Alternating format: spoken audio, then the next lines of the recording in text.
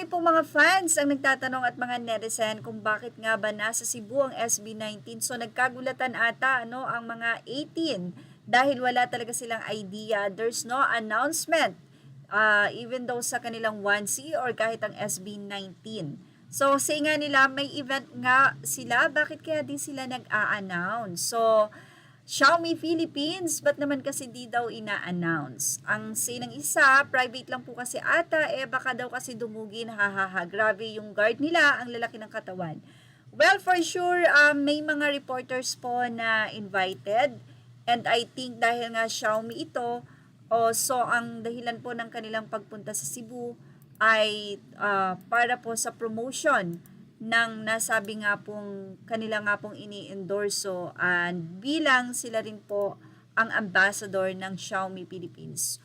Well, basahin lang po natin yung mga naging komento pa ng mga fans. Sabi nila, baka may alam kayo mga Caps kung where and when yung event nila dito sa Cebu at dadagsa talaga ako kahit plano ko sana magstay at home lang for sinulog. So, tabang asa ni Dapit, sabi nila, exclusive ang launching man, stricto na kaayo security dito and designated stops lang daw na ay assessed. Tabang maluoy.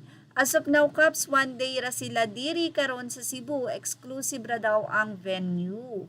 Nakakaiyak naman. Move-in peak daw po 6 p.m. pero private event po. Sa move-in peak Caps, kaso private event ni diri sila mag-mall. So wala man lang paalam mga bano, magsinulog ka, ganon. Well, hindi po natin alam kung may sinulog ba sila, but anyway, mukhang ito nga po ay private na event ng Xiaomi Philippines. Wala po talagang announcement. So malalaman naman yan for sure dahil ilalabas naman yan kung ano nga ba ang rason talaga ng SB19, bakit sila nasa Cebu. Ay grabe, ang mga fans po ay ngayon ay nagtatanungan na ano ang dahilan.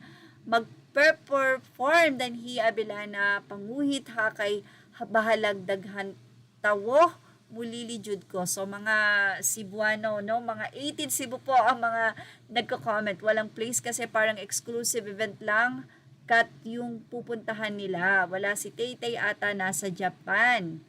Oh, well, say naman ng isa, siya po yung naka-gray hoodie with Josh. Okay, asa sila? San po ba sila magpe-perform? Ito po event nila in Cebu.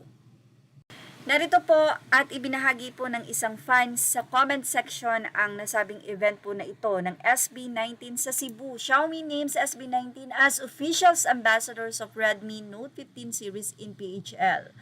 So Xiaomi Corp has tapped P-Pop Group SB19 as the official ambassadors of the Redmi Note 15 series smartphones in the Philippines. The devices will be launched in the country on January 15 with the boy group set to join the event in Cebu to showcase the Redmi Note 15 series. So yan na po. Dahil nga po sila ang ambassador, siguro po ito po ay magpipirmahan na rin ng contract. So makikita po and the promotion na rin nga po ng Redmi Note 15 series. Well, sana po ay nasagot ang tanong ng mga 18. Yan po ang ating showbiz snap update. Images are all credit to the rightful owners. Please like, share, and subscribe.